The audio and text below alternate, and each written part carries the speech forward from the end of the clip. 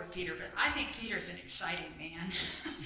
Just think he's so interesting, and like I said, even the first time, I can relate to Peter because he's so impulsive and he does such crazy things. I think, yeah, I'm kind of like Peter, and I have to admit it. I can be really impulsive. In fact, I was thinking about that the other day. I was just talking to a recent widowed woman, and she was saying how people are already asking her, what are you going to do now? Are you going to keep the house? Are you going to keep the boat? I mean, she's like all these questions, just forcing her to make these decisions all of a sudden. And I said, man, when I found myself single, I moved 4 times that first year. And one was from the state of Kansas to the state of Indiana. That's a huge move within the first year. But that's who I am. I'm impulsive. The good news is, as of February this coming year, I will have been in one place for 13 years. Thanks to my husband, who is helping me get roots. I think that's pretty awesome. The only other time in my whole life that I lived in one place was birth to 13 when I was a child. But my parents did spend 6 months in a couple other places, even in that 13 years. So I've had a restlessness in my spirit, and this dear husband of mine has settled me down. That's a good thing. Well, as we've been thinking about Peter and talking about Peter, let's just think a little bit about what we know about Peter since he received that call to follow Jesus. He's following Jesus around, and he's seeing people healed, just like we heard last week, how this woman touched his garment and was healed without even speaking to him. He's seen this over and over, and he's been following Jesus, and he's been doing all kinds of things. And then Jesus sits down on this mountain, this little hillside, and people are around, and he tells these stories about the kingdom of heaven and how different it sounds from what their understanding is about life. And he's listening, and in parables, he's telling these parables, and it's Peter who will say, well, what does that mean? He keeps asking questions. They've traveled on boat and they've traveled on foot. And one of the things that Jesus said, now don't take a lot of things with you because we're going to be moving a lot. And in fact, he said, a stone will probably be your pillow. Now, I don't know if I want to sign up for that, but Peter did, and he went along with him.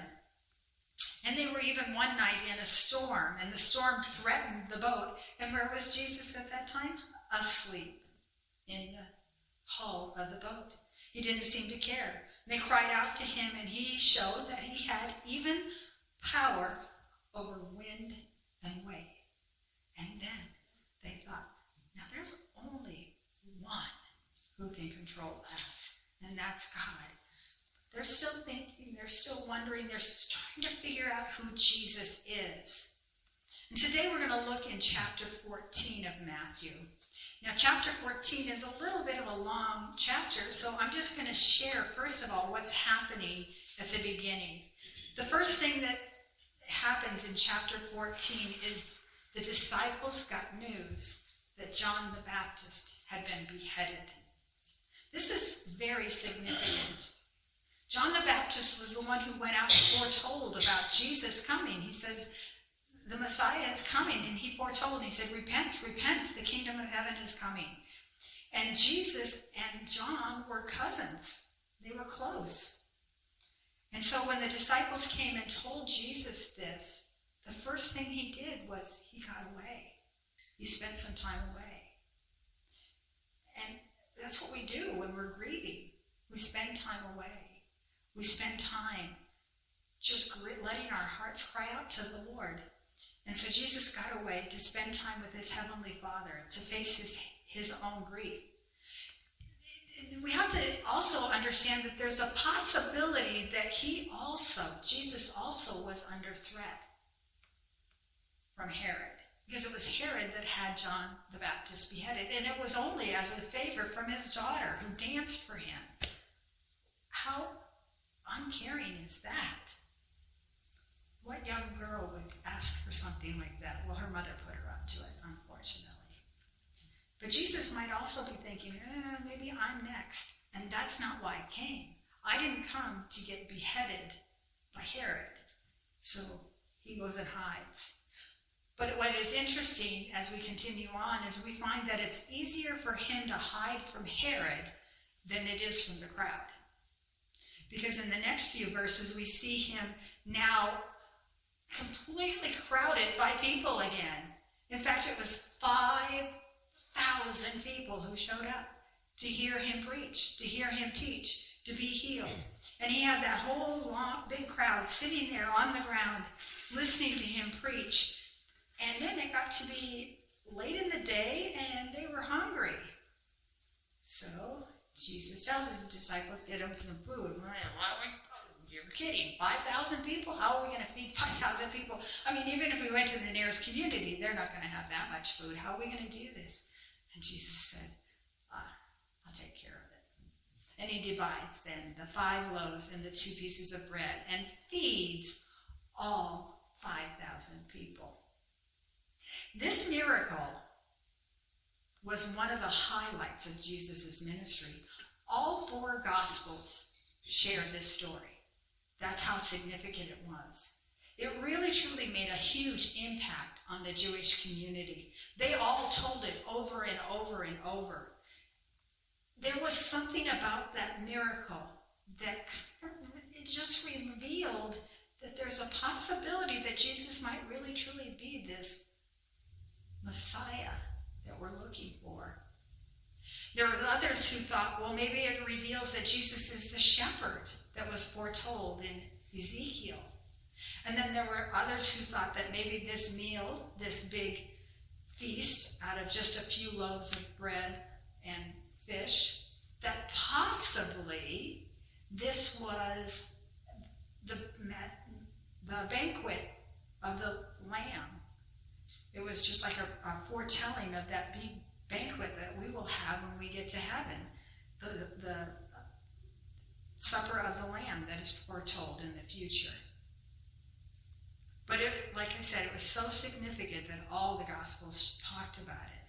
But John had a little bit more to say about it than the other Gospels. In John chapter 6, it says, after the people saw the sign Jesus performed, they began to say, surely this is the prophet who has come into the world.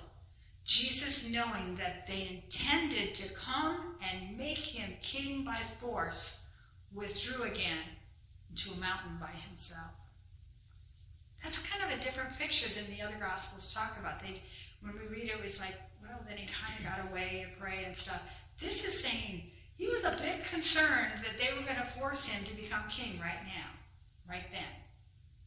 Again, that's not his purpose. He didn't come to become king or to rule over Herod. He didn't come to get killed by Herod right now at this moment. He had a different purpose, and that was to die on a cross and be crucified. Jim Comkamp put it this way, that he believes that maybe the multitude were intending to take Jesus up by force and make him king. And that Jesus was maybe even tempted a little bit like he was when Satan came to him and said, I'll give this all to you. Here's the whole kingdom. I'll just give it to you. Just bow down to me. And you have to remember, Jesus is human. And the people are affirming him. They're encouraging him. Hey, let's just make you king right now. Let's just do it. Wow. Isn't that how we all are? Don't you want to be the most popular person in the community? We can think back in high school, the most popular girl or boy. We like it when people affirm us. We like it when people tell us we're doing well or we're the best of something. But Jesus knew that that wasn't his purpose. His purpose wasn't to come and take over the government. His purpose was to go to the cross. And so that's where I'm going to begin now in chapter 14, verse 22. Because I want you to see what Jesus did in response to the crowd saying, come on, become king. Just take over. This is what he did. Verse 22. Immediately, Jesus made the disciples get into the boat and go on ahead of him to the other side while he dismissed the crowd. I can kind of picture this in my mind. There's the disciples standing around him, and he's like, come on, guys, go get in the boat. Hurry up. Go on, get in the boat right away. And then he says, go away to the crowd. Go. We're done here. Go home. Not today. It's not going to happen today. And then the next verse. After he had dismissed them, he went up on a mountainside by himself to pray. And later that night, he was there alone. See, the first thing that I see that Jesus did when all this pressure from the crowd to make himself king, the first thing he did was to take time away. He sent the disciples away. He put them in the boat. He told them to go across to the other side, and then he went away himself. In fact, earlier he had shared with the disciples that he said, when you pray, don't be like the Pharisees and stand out there and pray out loud and proclaim how righteous and wonderful you are, but instead go away into a quiet closet and pray by yourself. Get away with God. Just you and him alone. And so he had encouraged his disciples to do that, so he did it himself. And especially when maybe he was being tempted to do something else, and that was to become the ruler, to take charge. I mean, it must have been tempting when he was seeing all the pain that the people were going through. And then his cousin had just been killed by this evil king. Boy, I think it would have been really tempting to just say, I'm going to just take over. I'm done with this. I'm tired of people suffering. I'm tired of all of this. Yet he knew what he needed to do, and he got away and poured out his heart to God. Sometimes we need to do that same thing when the situations in our lives get so hard and so difficult, and we're right in the middle of all of this. And we want to take charge, and we want to be in control of everything. We just need to get away and say, God, be all I need. And that's what he did. The next thing, though, that I see is I want to look at the disciples, and they had to learn a lesson in the middle of this, that maybe faith over fear is what they needed. Verse 24, it said, after Jesus is up there praying, verse 24, the boat was already a considerable distance from land, buffered by the waves because the wind was against it. Actually, in one of the other Gospels, it says that they were probably 3 to 4 miles out in the middle of the sea at this point. It wasn't because they were just going to go quickly across the water. The wind was actually pushing them faster than they wanted to go. 3 to 4 miles out now in the middle of the sea, away from the shore. They can't see Jesus anymore. And so fear is there. Why would God compel a young family to pack up and move to another country and leave behind the comforts of America? Or why would God send Tom and Sherry Cahill? Do you remember that couple that came over back in March or April? I guess it was before March, wasn't it? Before we stopped meeting. Well, Tom and Sherry, they were called, and they've got a daughter who just got married and a son and possibly grandchildren and, close to possibly retiring, and yet God calls them and sends them off to Africa. And they're actually leaving this week for Africa.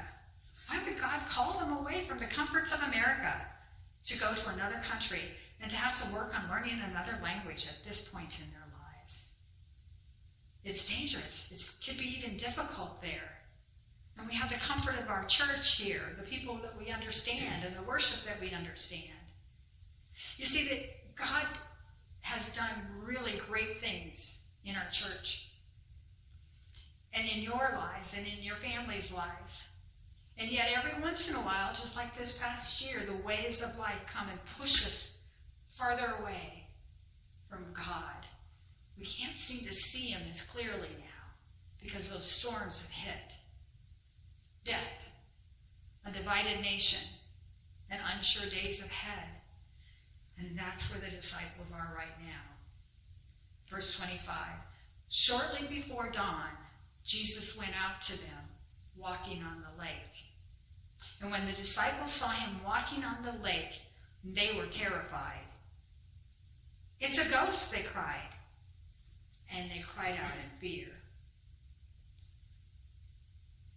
I want to reassure you, when you cannot see God and you don't even really know what he's up to, just like Jesus, he meets us when we drift away.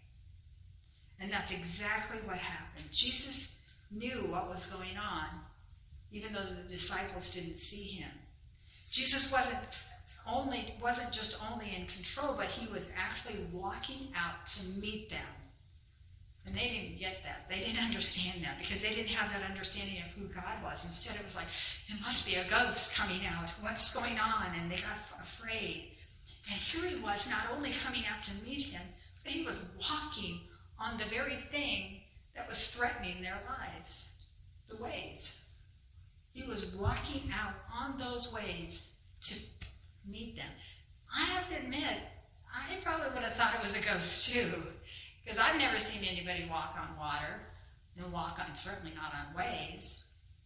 And so I can understand a little bit of their fear. But then verse 27, Jesus immediately said to them, "Take courage, it is I. Don't be afraid." See, Jesus speaks peace into our lives. When the waves of life are pushing us away, he speaks peace to us. He brings the winds and waves and problems of our lives under his control, under his peace, and he brings serenity with his presence. When that fear overtakes us, he brings us hope. The disciples knew that only God could walk on water and stop the waves. They'd seen that before in a previous storm. But this was a new level where Jesus had actually walked out when they were in danger. And of course, who is the first to respond? Peter. And Peter said, "Lord." I want you to hear that, Lord. That first word he said, Lord. He's making a proclamation in the middle of this. He is declaring that Jesus is more than just a teacher, that Jesus is more than just a prophet. Jesus is more than just a healer. He's Lord. But I love the next statement. If it's you, tell me to come to you on the water. How many of you have ever prayed an if prayer? Lord, I will give 20% of my money to the church if you will just. Or, Lord, I will build a big mansion for homeless people. You know, I'm being really crazy here, but how many people have in their lives have made those if prayers? I will, if you will. We do that with God, don't we? I'll trust you, Lord, if you answer my prayers according to what I want. But Peter is making this if statement. He didn't put a preface before it, if. He put it afterwards. If it is you, tell me to come out and walk on the water. Lord, if you let me walk on the water, I'll know it's you. So what did Jesus say? Come, he said. Then Peter got down out of the boat and walked on the water and came towards Jesus. So sometimes even when we say those if prayers, God says, okay, I'm going to trust you if you'll trust me. And he walks out there and does that. You know, when Peter makes that declaration, something important about that declaration is he is actually saying that Jesus is more than just a prophet like John the Baptist. And he's actually saying that Jesus is more than just a healer like Elijah, or a miracle worker like Elijah. Remember Elijah and the altars, and how the altar, he poured water all over it and fire came and it burned it up. He's saying, you are more than them. You are really special. And now he's like, you are, but if. Satan had actually said one of those if things to him. Do you remember that back in Matthew chapter 4 when he says, if you are the Son of God, throw yourself down. Satan was tempting Jesus with that if prayer. But then when we do that, sometimes God answers those prayers for us. But then sometimes, even after he's answered that prayer, when we've actually walked on the water and we've seen God do things in our lives, doubt still comes. Verse 30, but when he saw the wind, he was afraid and began to sink and cried out, Lord, save me.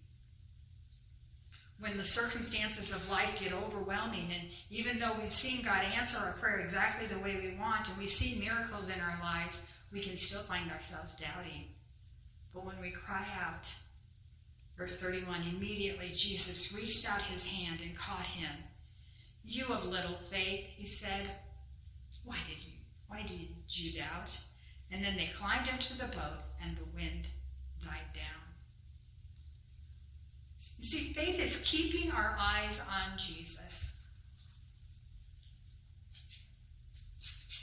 It's keeping our eyes on Jesus and not looking at the waves around us, not looking at the circumstances around us, not looking at what's happening around us. There's a lot of things happening around us today. But when you put your eyes on him and you trust God completely, no matter what the circumstances, no matter what things are pushing you around and trying to even push you away from your faith, just keep your eyes on him.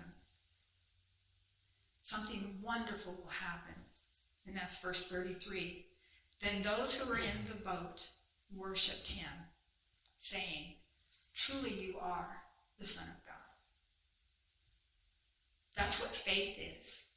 That's what faith is, even in the middle of the storm, even when things are really difficult, even when all the things are happening in life, and you keep your eyes on him and you trust him no matter what, then you know that he truly is the Son of God. What are you focused on today?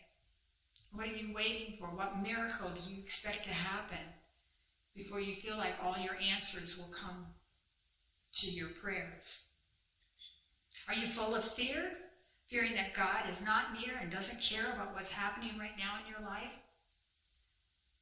Or is it possible that he's helping you grow your faith while you're walking out there on the waves of life, right in the middle of the storm? When we cry out to him, we get a glimpse of the goodness and the help that he offers us. But it's when we get our eyes off of him and focus on the waves and focus on the things that are troubling us that we can't see what he's doing.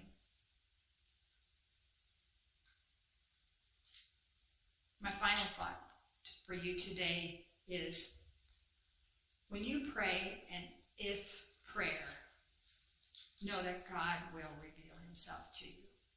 Don't be afraid of those if prayers.